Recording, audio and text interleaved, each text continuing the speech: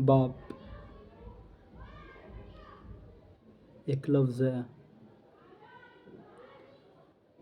जिसका तर्जुमा तो मैं कर नहीं सकता, इसके बारे में बता नहीं सकता। इसकी अच्छाई मैं आपको गिना सकता हूँ, समझा नहीं सकता। मुझे नहीं लगता कि बाप और माँ दोनों का हक कोई भी औलाद कर पाती होगी अपनी ज़िंदगी में। हम सब कुछ कर लेंगे पर अपने माँ बाप का हक अदा नहीं कर सकते, चाहकर भी नहीं कर सकते। और माँ बाप का दर्जा तो मेरे इस्लाम में ऐसा है कि अगर माँ बाप ने फ़र्श पे बैठ के अपनी औलाद के लिए हाथ उठाए तो वो मेरे अल्लाह के अर्श पे टकराते हैं दुआ, और कबूल होकर ही लौटती है। कहना तो वैसे आज मैं बाप के बारे में चाहता हूँ, क्योंकि एक ऐसी हस्ती है, एक ऐसा नाम है जो किसी के पास है, किसी के पास नहीं है। जिनके पास है वो खुश नसीब हैं, और जिनके पास नहीं है वो बदनसीब है, जैसे कि मैं। हालांकि आज वो जहाँ भी हैं अच्छी जगह हैं, अल्लाह उनकी मग़फ़िरत फ़रमाए। बट मेरा मन होता है अपने बाप से गुफ्तगू करने का, बात करने का, उन्हें देखने का। मैं चाहता हूँ अब मैं वो भी मुझे कुछ कहें, डांटें। किसी चीज़ का खौफ ही नहीं है मेरी ज़िंदगी में, सिर्फ मुझे आपका खौफ था, अपने पापा का खौफ था, अपने बाबा का खौफ था। वो भी नहीं है। मैं कुछ गलत काम करता भी था तो डर लगता था कि पापा को ना पता चल जाए, बाबा को नहीं पता चल जाए। अगर उन्हें पता चल जाएगा तो क्या होगा। अब वो डर इस ज़िंदगी में नहीं है। हालांकि बाप के लिए मैं शायरी भी कह सकता हूँ, बट मैं कोशिश करूँगा बीच बीच में कुछ सुनाता रहूँ। हालांकि बाप का तर्जुमा करना मेरे बस की बात नहीं है, मेरी औकात नहीं कि मैं बाप के बारे में कुछ लिख सकूँ या कह सकूँ, क्योंकि वो एक ऐसी हस्ती है। जन्नत का दरवाज़ा कहा गया है इस्लाम में बाप को, और माँ को जन्नत। माँ के पैरों में जन्नत है और बाप जन्नत का दरवाज़ा है। अल्लाह मेरी अम्मी को मैं बरकत अता फ़रमाए, उन्हें शिफ़ाए कुल्ली, अच्छी सेहत अता फ़रमाए। उनका जो साया है मेरे सर पे इसी तरह बनाए रखे, और मेरे बाबा की मग़फ़िरत करे। कुछ लाइन से बाबा के लिए कुछ कहना चाहता हूँ, कुछ लाइन पेश करना चाहता हूँ कि रुखसत हुआ तो आँख मिलाकर नहीं गया, वो क्यों गया ये भी बताकर नहीं गया। वो यूँ गया कि बादे सबा याद आ गई, एहसास तक भी हमको दिलाकर नहीं गया। यूँ लग रहा है जैसे अभी लौट आएगा, जाते हुए चिराग बुझाकर नहीं गया। बस एक लकीर खींच गया दरमियान में, दीवार रास्ते में बनाकर नहीं गया। घर में है आज तक वही खुशबू बसी हुई, लगता है यूँ जैसे वो आकर नहीं गया। तब तक तो फूल जैसी ताज़ा थी उसकी याद, जब तक वो पत्तियों को जुदा कर नहीं गया। रहने दिया ना उसने किसी का भी मुझे, और खाक में भी मुझको मिलाकर नहीं गया। क्या कह सकता हूँ। जब भी मैं आपको याद करता हूँ आंखें नम तो होती हैं, दिल में होता है काश आप होते, साथ होते। इस तरह मैं ज़िंदगी गुजार रहा हूँ, मेरे साथ ज़िंदगी गुजारते। हालांकि मेरी पढ़ाई, मेरी ख्वाहिशें, मेरे सपने, जो मैं आपसे कहना चाहता था, या मैंने कहे या आप बिना कहे समझ गए,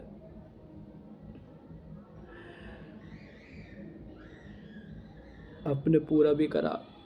जो आपके पास मेरी बातों को पूरा करने के लिए, मेरी ख्वाहिश को पूरा करने के लिए इंतज़ाम था या नहीं था। मैंने मोबाइल मांगा, आपने मोबाइल दिलाया। मैंने साइकिल मांगी, आपने साइकिल दिलाई। मैंने जो चाहा वो आपने मेरी ज़िंदगी में करा। अब मेरा नंबर था बाबा, मैं आपके लिए कुछ करूं। मैं आपसे कहूं कि आप बैठो, अब मैं कमा के लाता हूँ। आप मुझे बताओ आपको क्या खाना है। आप मुझे बताओ आपको कहाँ जाना है, मैं लेकर जाऊँगा। मैं लेकर आऊँगा आपके लिए खाने के लिए।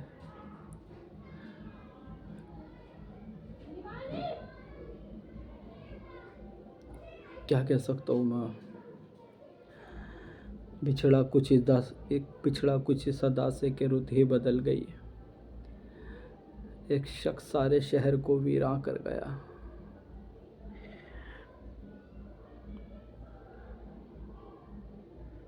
जल्दी चले गए आप, बहुत जल्दी। न मेरी शादी देखी, न मेरे बच्चे देखे, किसी भी औलाद की शादी नहीं देखी आपने। अफसोस होता है, स्पेशली मुझे खुद अफसोस होता है ज़्यादा कि मैं अपने बाप के लिए कुछ नहीं कर सका। ऑफिस में दोस्तों के साथ रहता हूँ या घर जाता हूँ, गली में मोहल्ले में रहता हूँ, तो दोस्त कहता है पापा का फ़ोन आ रहा है, घर जाना होगा, पापा बुला रहा है, पापा ने मंगा पाया। मैं ये सब नहीं कह सकता कि पापा का फ़ोन आया है, पापा ने बुलाया, पापा ने ये काम दिया, पापा ने वो। क्यों? क्योंकि मेरी वो किस्मत नहीं है कि मैं ये सब कह सकूं।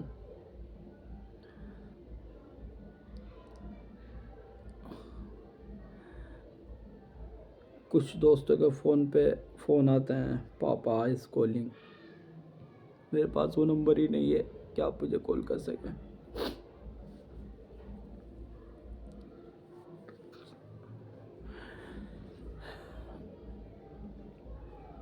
हालांकि वो टाइम था कि मैं आपकी खिदमत कर सकूं, मैं आपकी खिदमत भी नहीं कर पाया। इतनी बेकार किस्मत है। जब भी ईद पे नमाज़ पढ़ने गया, जब तक आपके साथ जाता था, आपके बिना भी नमाज़ पढ़ गया हूँ मैं। सलाम फिरने के बाद आपकी कब्र पे गया हूँ मैं। पूरे साल नहीं रोया, लेकिन नमाज़ पढ़ने के बाद ईद की जब भी मैं आपकी कब्र पे गया, मैं रोया बाबा। मिस करा मैंने आपको। लेकिन मैं आप जो जिम्मेदारी छोड़ के गए उसे नहीं पूरा कर पाया।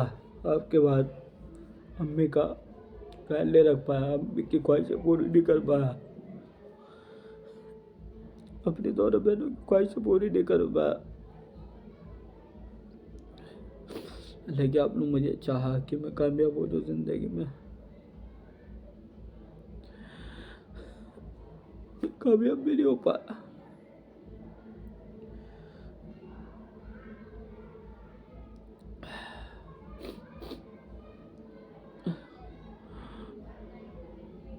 दुआ है कि जल्दी मिलूंगा आपसे क़यामत में, फिर आपको देखना चाहता हूँ बाबा। धीरा जाता आपके बिना। जब भी कोई परेशानी आती है, चाहता हूँ कि आपको बताऊँ। बताता था मैं जब आप स्कूल टाइम में था, मैं आपको बताता था पहले कि बाबा ये हो गया, क्या करना है अब बता दो। मैंने आपसे रेजोल्यूशन मांगा और आपने उसका सही तरीका बताया, उसे काम करने का डायरेक्शन दिया आपने मुझे। चाहे वो मेरी पढ़ाई से रिलेटेड हो, ज़िंदगी से। आपने दिल सिखाया, नवाज़ों की ताकीद करी आपने मुझे। फजर में मेरा नाम ले लेके उठाते थे आप।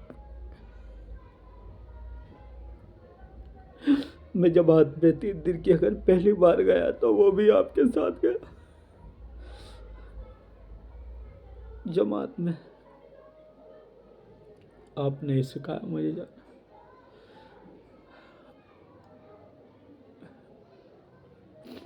अल्लाह की तरफ रुजू कराया आपने। फिर मैं कुछ नहीं कर पाया आपके लिए। आखिरी टाइम में भी मैं कुछ नहीं कर पाया आपके लिए है।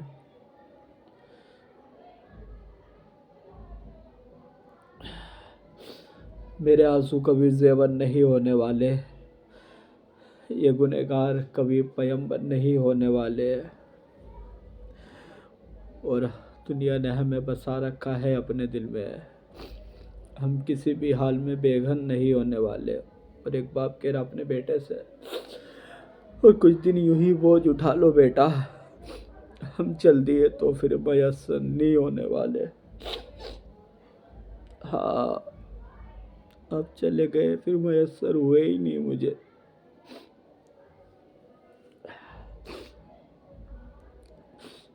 आपका गम बहुत सताता है अंदर से। और कभी कभी तो नारिन पूछती है कि पापा दादा मुँह कब आएंगे। मैं नारिन को जवाब नहीं दे पाता। बस नानी से इतना बोलता हूँ, बेटा दादा पूरी आई। वो कभी भी ये सवाल पूछ लेती है आपकी पोती कि बाबा दादा मुँह कब आएंगे। तो मेरे पास जवाब नहीं होता, सिर्फ एक जवाब के अलावा कि दादी दादा मुँह कभी नहीं आएंगे बेटे।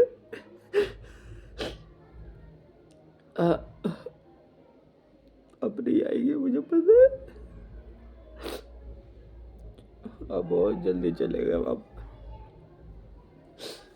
सब चले गए घर के, सब बड़े चले गए जल्दी। आप, ताया ताई, अम्मा बाबू पप्पू।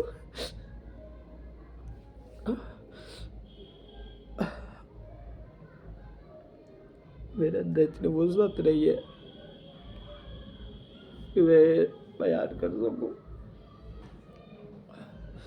कह सकूं। बट मैं वीडियो अपलोड करूँ अपने चैनल पे। जो भी वीडियो देखेगा, चाहे वो जानता हो मुझे या नहीं जानता हो, अगर आपके पेरेंट्स जिंदा हैं, हयात है, respect your mother, respect your father, ओबे योर पेरेंट्स। माँ बाप चले जाएंगे फिर कभी लौट कर आएंगे, कभी नहीं आएंगे। और जिनके माँ बाप नहीं है, अपने माँ बाप के लिए ज़्यादा से ज़्यादा दुआ करें। अल्लाह से मांगे उनके लिए, अल्लाह मेरे बाबा की मग़फ़िरत।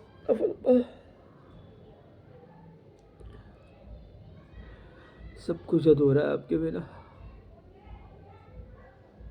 तो कभी कंप्लीट नहीं हो सकता। Everything is incomplete without you Baba. Everything is incomplete. But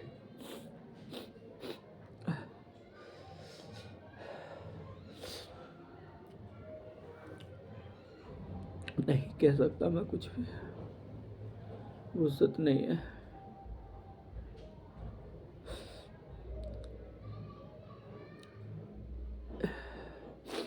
एक औलाद अपने माँ बाप का हक अदा नहीं कर सकती, चाहे वो अपने माँ बाप के लिए कितना भी कुछ कर जाए, कितना भी कुछ कर जाए।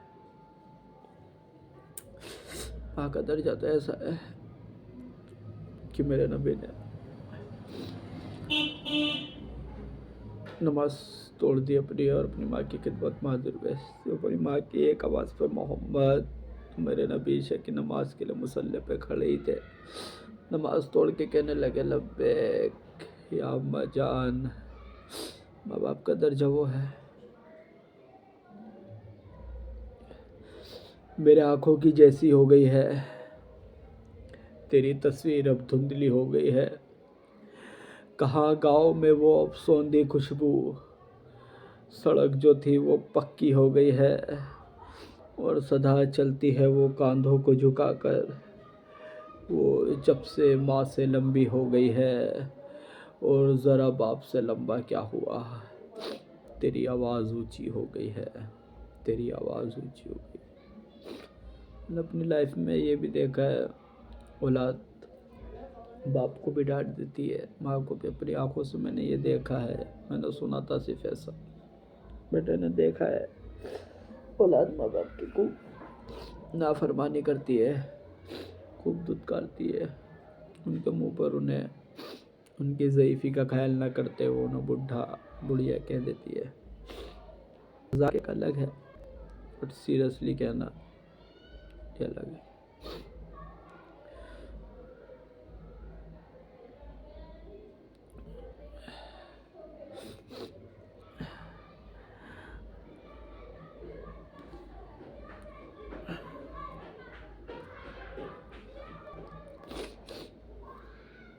रेस्पेक्टिव